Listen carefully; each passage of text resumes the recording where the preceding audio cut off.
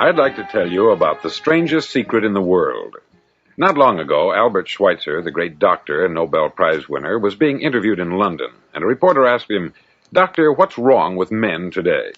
The great doctor was silent a moment, and then he said, "Men simply don't think." And it's about this that I want to talk with you.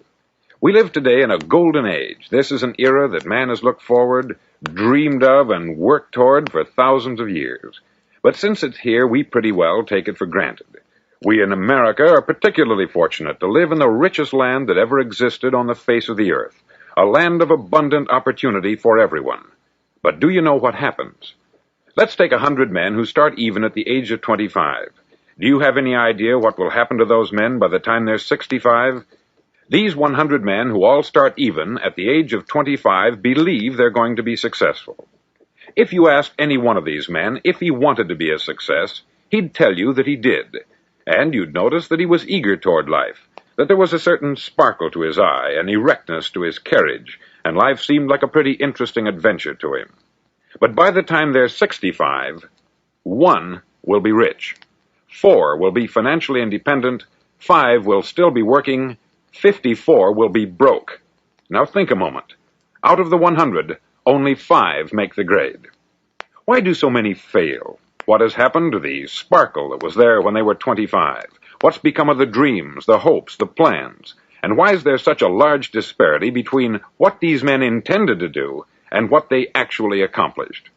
When we say about 5% achieve success, we have to define success. And here's the definition. Success is the progressive realization of a worthy ideal. If a man is working toward a predetermined goal and knows where he's going, that man is a success. If he's not doing that, he's a failure.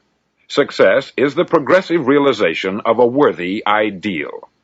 Rollo May, the distinguished psychiatrist, wrote a wonderful book called Man's Search for Himself.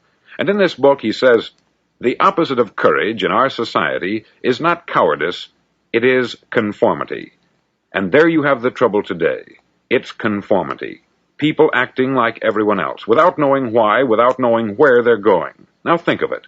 In America right now, there are over 14 million people 65 years of age and over, and about 13 million of these 14 million are broke. They're dependent on someone else for life's necessities. Now, we learn to read by the time we're 7. We learn to make a living by the time we're 25. Usually, by that time, we're not only making a living, we're supporting a family. And yet, by the time we're 65, we haven't learned how to become financially independent in the richest land that has ever been known. Why? We conform. And the trouble is that we're acting like the wrong percentage group, the 95% who don't succeed. Now, why do these people conform? Well, they don't know, really. These people believe that their lives are shaped by circumstances, by things that happen to them, by exterior forces. They're outer-directed people. A survey was made one time that covered a lot of men, working men, and these men were asked this question. Why do you work? Why do you get up in the morning? 19 out of 20 had no idea. If you ask them, they'll say, everyone goes to work in the morning. And that's the reason they do it, because everyone else is doing it. Now let's get back to our definition of success. Who succeeds? The only man who succeeds is the man who is progressively realizing a worthy ideal. He's the man who says, I'm going to become this, and then begins to work toward that goal. I'll tell you who the successful people are. A success is the school teacher who's teaching school because that's what she wanted to do. The success is the woman who's a wife and mother because she wanted to become a wife and mother and is doing a good job of it. The success is the man who runs the corner gas station because that's what he wanted to do. The success is the successful salesman who wants to become a top-notch salesman and grow and build with his organization. A success is anyone who is doing deliberately a predetermined job because that's what he decided to do deliberately. But only 1 out of 20 does that. That's why today there isn't really any competition, unless we make it for ourselves. Instead of competing, all we have to do is create. Now, for 20 years, I looked for the key which would determine what would happen to a human being. Was there a key, I wanted to know, which would make the future a promise that we could foretell to a large extent? Was there a key that would guarantee a person's becoming successful if he only knew about it and knew how to use it? Well, there is such a key, and I've found it. Have you ever wondered why so many men work so hard and honestly without ever achieving anything in particular, and others don't seem to work hard and yet seem to get everything? They have the magic touch. You've heard them say that about someone. Everything he touches turns to gold. And have you ever noticed that a man who becomes successful tends to continue to become successful, and on the other hand, have you noticed how a man who is a failure tends to continue to fail? It's because of goals. Some of us have them, some don't. People with goals succeed because they know where they're going. Now think of a ship leaving a harbor, and think of it with the complete voyage mapped out and planned. The captain and crew know exactly where it's going and how long it will take. It has a definite goal. 9,999 times out of 10,000, it will get to where it started out to get. Now let's take another ship, just like the first, only let's not put a crew on it, or a captain at the helm. Let's give it no aiming point, no goal, no destination. We just start the engines and let it go. I think you'll agree with me that if it gets out of the harbor at all, it will either sink or wind up on some deserted beach a derelict. It can't go any place because it has no destination and no guidance. It's the same with a human being. Take the salesman, for example. There is no other person in the world today with the future of a good salesman. Selling is the world's highest paid profession, if we're good at it and if we know where we're going. Every company needs top-notch salesmen, and they reward those men. The sky is the limit for them. But how many can you find? Someone once said, the human race is fixed, not to prevent the strong from winning, but to prevent the weak from losing. The American economy today can be likened to a convoy in time of war. The entire economy is slowed down to protect its weakest link, just as the convoy had to go at the speed that would permit its slowest vessel to remain in formation. That's why it's so easy to make a living today. It takes no particular brains or talent to make a living and support a family today, so we have a plateau of so-called security, if that's what a person's looking for. But we do have to decide how high above this plateau we want to aim for. Now let's get back to the strangest secret in the world, the story that I wanted to tell you today. Why do men with goals succeed in life, and men without them fail? Well, let me tell you something which, if you really understand it, will alter your life immediately. If you understand completely what I'm going to tell you from this moment on, your life will never be the same again. You'll suddenly find that good luck just seems to be attracted to you. The things you want just seem to fall in line. And from now on, you won't have the problems, the worries, the gnawing lump of anxiety that perhaps you've experienced before. Doubt, fear, well, they'll be things of the past. Here's the key to success, and the key to failure. We become what we think about. Now let me say that again. We become what we think about. Throughout all history, the great wise men and teachers, philosophers and prophets have disagreed with one another on many different things. It is only on this one point that they are in complete and unanimous agreement. Listen to what Marcus Aurelius, the great Roman emperor, said. He said, "A man's life is what his thoughts make of it." Disraeli said this, "Everything comes if a man will only wait. I have brought myself by long meditation to the conviction that a human being with a settled purpose must accomplish it, and that nothing can resist a will that will stake even existence for its fulfillment." Ralph Waldo Emerson said this, "A man is what he thinks about all day long."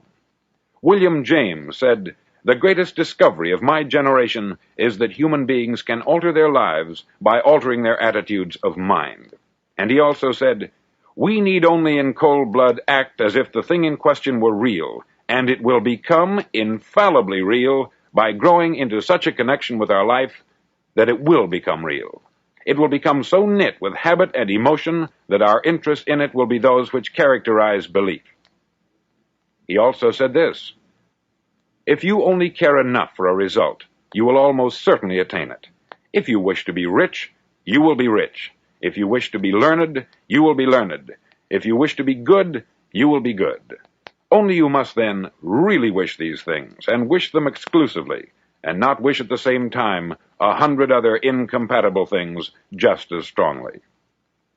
In the Bible you read, in Mark 9:23, "If thou canst believe, all things are possible to him that believeth." Dr. Norman Vincent Peale said this, "This is one of the greatest laws in the universe. Fervently do I wish I had discovered it as a very young man.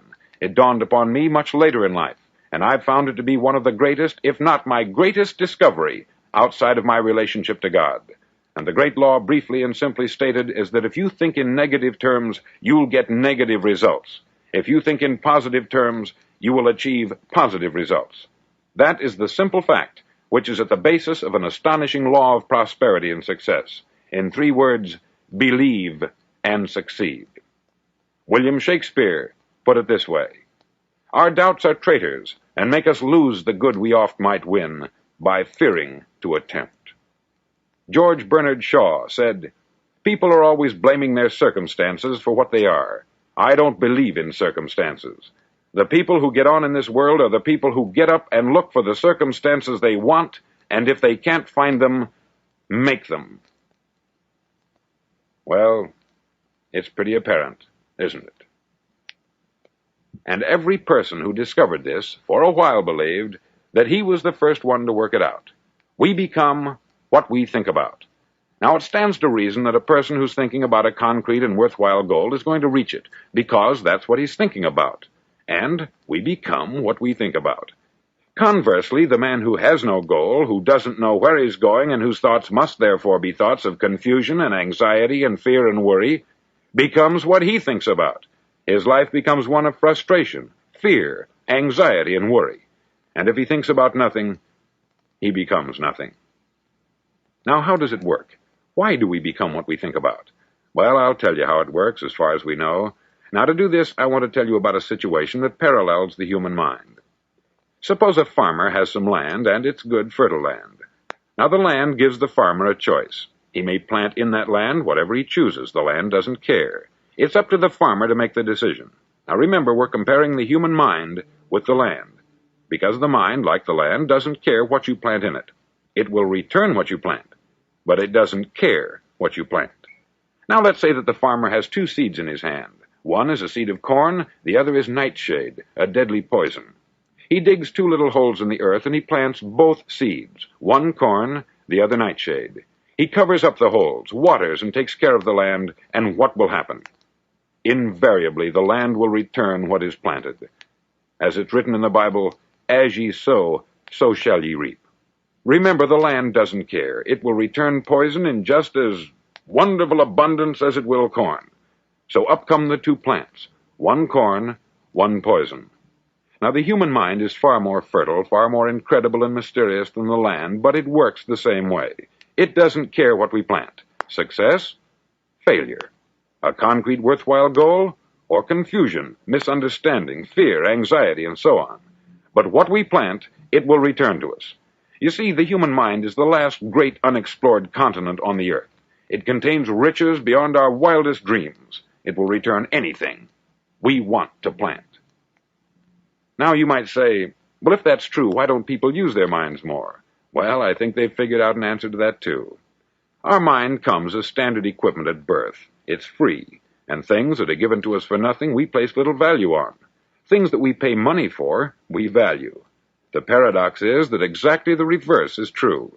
Everything that's really worthwhile in life came to us free. Our mind, our soul, our body, our hopes, our dreams, our ambitions, our intelligence, our love of family and children and friends. All these priceless possessions are free, but the things that cost us money are actually very cheap and can be replaced at any time.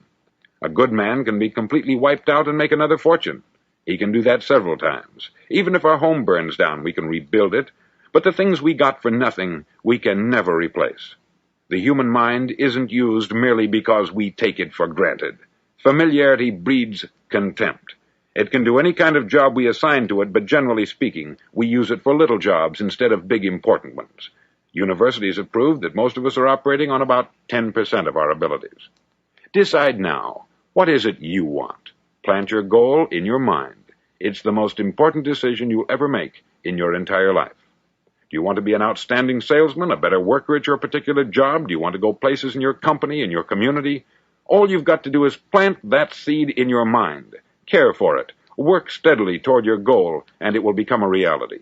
It not only will, there's no way that it cannot.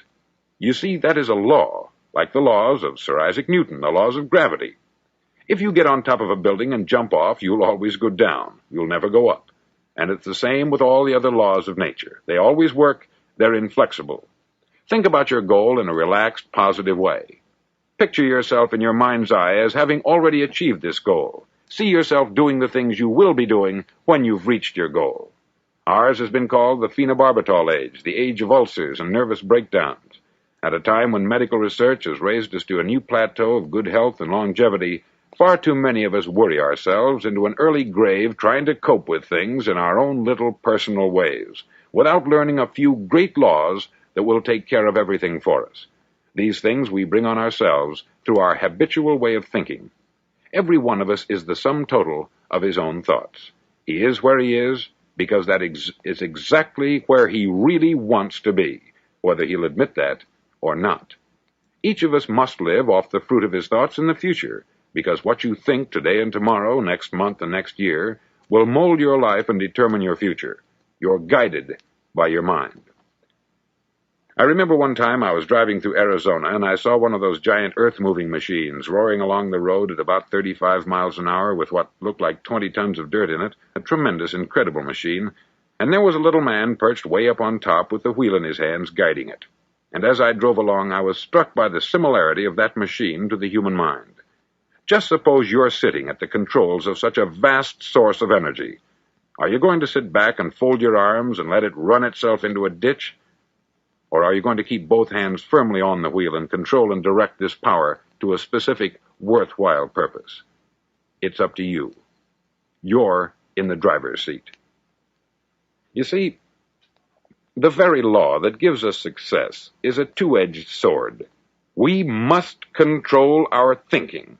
The same rule that can lead a man to a life of success, wealth, happiness, and all the things he's ever dreamed of for himself and his family, that very same law can lead him into the gutter. It's all in how he uses it, for good or for bad. This is the strangest secret in the world. Now, why do I say it's strange, and why do I call it a secret? Actually, it isn't a secret at all. It was first promulgated by some of the earliest wise men, and it appears again and again throughout the Bible. But very few people have learned it, understand it. That's why it's strange, and why, for some equally strange reason, it virtually remains a secret. I believe that you could go out and walk down the main street of your town and ask one man after another what the secret of success is, and you probably wouldn't run into one man in a month who could tell you. Now, this information is enormously valuable to us, if we really understand it and apply it. It's valuable to us not only for our own lives, but the lives of those around us, our family, employees, associates, and friends. Life should be an exciting adventure. It should never be a bore. A man should live fully, be alive. He should be glad to get out of bed in the morning. He should be doing a job he likes to do because he does it well. One time I heard Grove Patterson make a speech, the editor-in-chief of the Toledo Daily Blade, and as he concluded his speech, he said something that I've never forgotten. He said something like this: "My years in the newspaper business have convinced me of several things, among them that people are basically good, and that we came from someplace, and we're going someplace. So we should make our time here an exciting adventure. The architect of the universe didn't build a stairway leading nowhere. And the greatest teacher of all, the carpenter from the plains of Galilee, gave us the secret time and time again. As ye believe, so shall it be done unto you." On side number 1 of this record, I've explained the strangest secret in the world and how it works. Now, on this side, I want to explain how you can prove to yourself the enormous returns possible in your own life by putting this secret to a practical test. I want you to make a test that will last 30 days. Now, it isn't going to be easy. If you'll give it a good try, it will completely change your life for the better. Back in the 17th century, Sir Isaac Newton, the English mathematician and natural philosopher, gave us some natural laws of physics which apply as much to human beings as they do to the movement of bodies in the universe. Now, one of these laws is that for every action, there is an equal and opposite reaction. Simply stated, as it applies to you and me, it means we can achieve nothing without paying the price. The results of your 30-day experiment will be in direct proportion to the effort you put forth. To be a doctor, you must pay the price of long years of difficult study. To be successful in selling, and remember that each of us succeeds to the extent of his ability to sell, selling our families on our ideas, selling education in schools, selling our children on the advantages of living the good and honest life, selling our associates and employees on the importance of being exceptional people, to, of course, the profession of selling itself. But to be successful in selling our way to the good life, we must be willing to pay the price. Now, what is that price? Well, it's many things. First, it's understanding emotionally, as well as intellectually, that we literally become what we think about, that we must control our thoughts if we're to control our lives. It's understanding fully that, as ye sow, so shall ye reap. Secondly, it's cutting away all the fetters from the mind and permitting it to soar as it was divinely designed to do. It's the realization that your limitations are self-imposed, and that the opportunities for you today are enormous beyond belief. It's rising above narrow-minded pettiness and prejudice. Thirdly, to use all your courage to force yourself to think positively on your own problem, to set a definite and clearly defined goal for yourself, to let your marvelous mind think about your goal from all possible angles, to let your imagination speculate freely upon many different possible solutions, to refuse to believe there are any circumstances sufficiently strong to defeat you in the accomplishment of your purpose, to act promptly and decisively when your course is clear, and to keep constantly aware of the fact that you are, at this moment, standing in the middle of your own acre of diamonds, as Russell Conwell used to point out. Fourth, save at least 10% of what you earn. It's also remembering that no matter what your present job, it has enormous possibilities if you're willing to pay the price. Now let's just go over the important points in the price each of us must pay to achieve the wonderful life that can be ours. It is, of course, worth any price. 1, you will become what you think about. 2, remember the word imagination. Let your mind soar. 3, courage. Concentrate on your goal every day. 4, save 10% of what you earn. And action. Ideas are worthless unless we act on them. Now I'll try to outline the 30-day test I want you to make. Now keep in mind that you have nothing to lose by making this test, and everything you could possibly want to gain. There are 2 things that may be said of everyone. Each of us wants something, and each of us is afraid of something. I want you to write on a card what it is you want more than anything else. It may be more money. Perhaps you'd like to double your income or make a specific amount of money. It may be a beautiful home. It may be success at your job. It may be a particular position in life. It could be a more harmonious family. Each of us wants something. Write down on your card specifically what it is that you want. Make sure it's a single goal and clearly defined. You needn't show it to anyone, but carry it with you so that you can look at it several times a day. Think about it in a cheerful, relaxed, positive way each morning when you get up, and immediately you have something to work for, something to get out of bed for, something to live for. Look at it every chance you get during the day and just before going to bed at night. As you look at it, remember that you must become what you think about, and since you're thinking about your goal, you realize that soon it will be yours. In fact, it's yours really the moment you write it down and begin to think about it. Look at the abundance all around you as you go about your daily business. You have as much right to this abundance as any other living creature. It's yours for the asking. Now we come to the difficult part. Difficult because it means the formation of what is probably a brand new habit, and new habits are not easily formed. Once formed, however, it'll follow you for the rest of your life. Stop thinking about what it is you fear. Each time a fearful or negative thought comes into your consciousness, replace it with a mental picture of your positive and worthwhile goal. There will come times when you will feel like giving up. It's easier for a human being to think negatively than positively. That's why only 5% is successful.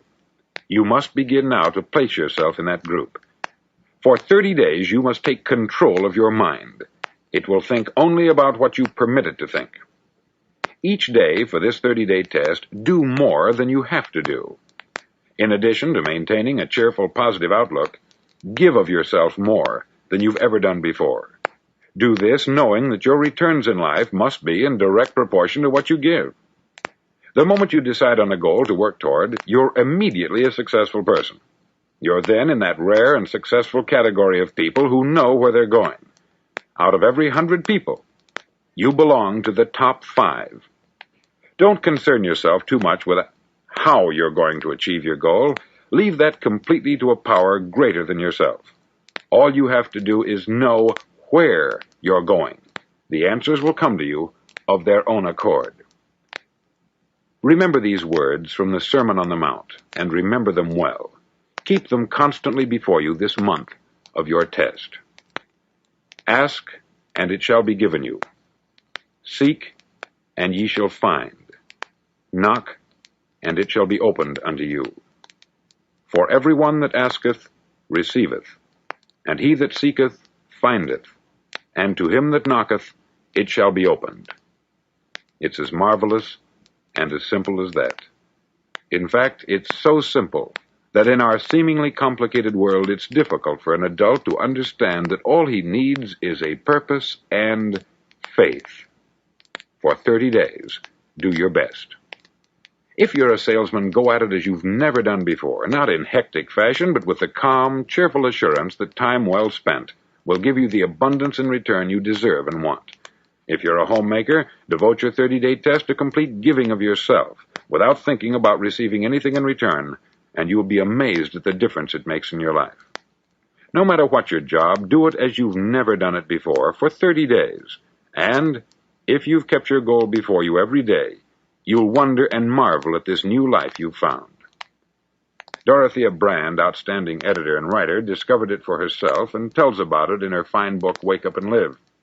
Her entire philosophy is reduced to the words, act as though it were impossible to fail. She made her own test with sincerity and faith, and her entire life was changed to one of overwhelming success. Now you make your test for 30 full days. Don't start your test until you've made up your mind to stick with it. You see, by being persistent, you're demonstrating faith. Persistence is simply another word for faith. If you didn't have faith, you would never persist. If you should fail during your first 30 days, by that I mean suddenly find yourself overwhelmed by negative thoughts, you've got to start over again from that point and go 30 more days. Gradually, your new habit will form until you find yourself one of that wonderful minority to whom virtually nothing is impossible. Don't forget the card. It's vitally important as you begin this new way of living. On one side of the card, write your goal, whatever it may be. On the other side, write the words we've quoted from the Sermon on the Mount. Ask, and it shall be given you. Seek, and ye shall find. Knock, and it shall be opened unto you.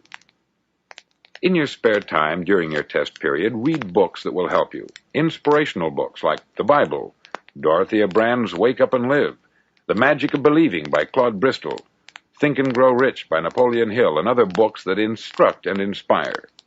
Nothing great was ever accomplished without inspiration. See that during these crucial first 30 days, your own inspiration is kept at a peak. Above all, don't worry.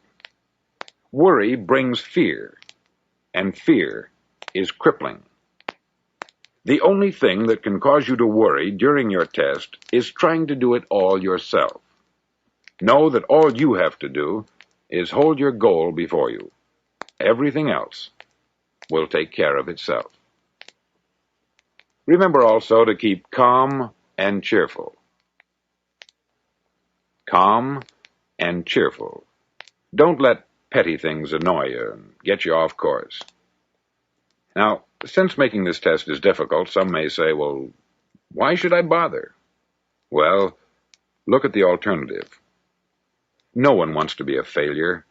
No one really wants to be a mediocre individual. No one wants a life constantly filled with worry, fear, and frustration. Therefore remember that you must reap that which you sow. If you sow negative thoughts, your life will be filled with negative things. If you sow positive thoughts, your life will be cheerful, successful, and positive. Now, gradually, you will have a tendency to forget what you've heard on this record. Play it often. Keep reminding yourself of what you must do to form this new habit. Gather your whole family about and listen to what's been said here at regular intervals. You know, most men will tell you that they want to make money without understanding the law. The only people who make money work in the mint. The rest of us must earn money. This is what causes those who keep looking for something for nothing or a free ride to fail in life. The only way to earn money is by providing people with services or products which are needed and useful. We exchange our product or service for the other man's money. Therefore, the law is that our financial return will be in direct proportion to our service. Success is not the result of making money. Making money is the result of success, and success is in direct proportion to our service. Most people have this law backwards. They believe that you're successful if you earn a lot of money.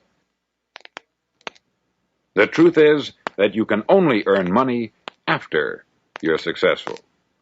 It's like the story of the man who sat in front of the stove and said to it, "Give me heat, and then I'll add the wood." How many men and women do you know, or do you suppose there are today, who take the same attitude toward life? There are millions. We've got to put the fuel in before we can expect heat. Likewise, we've got to be of service first before we can expect money.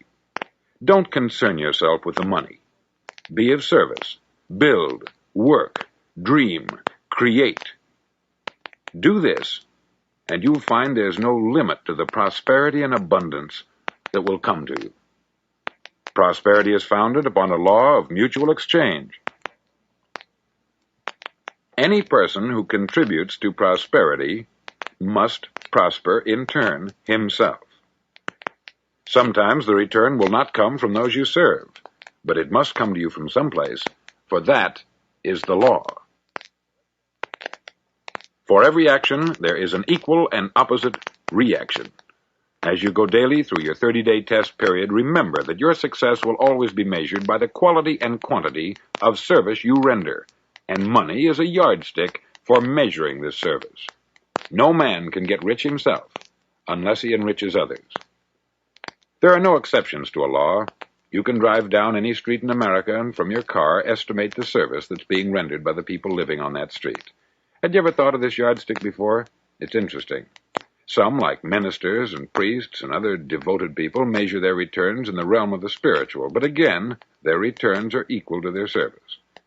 Once this law is fully understood, any thinking person can tell his own fortune.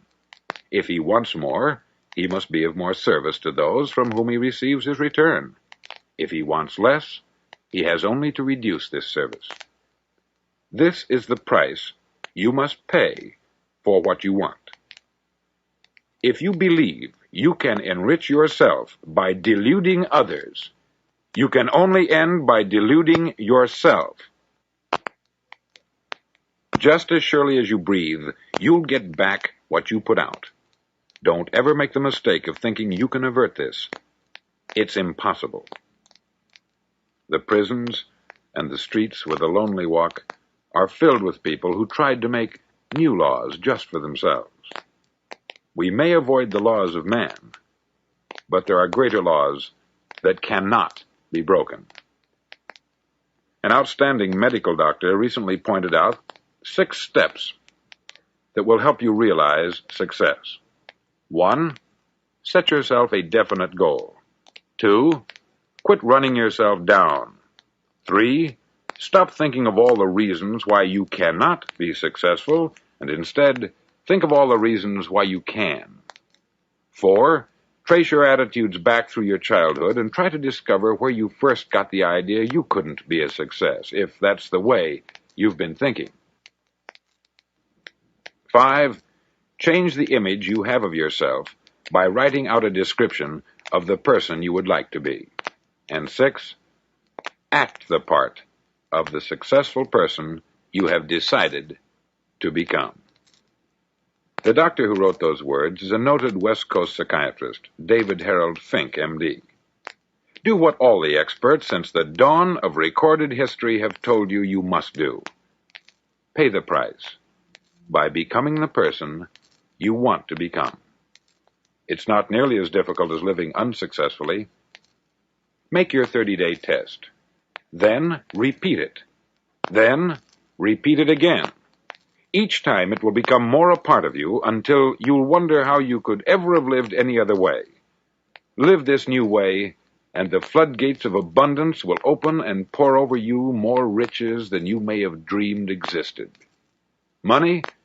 Yes, lots of it. But what's more important, you'll have peace. You'll be in that wonderful minority who lead calm, cheerful, successful lives. Start today. You have nothing to lose, but you have a life to win.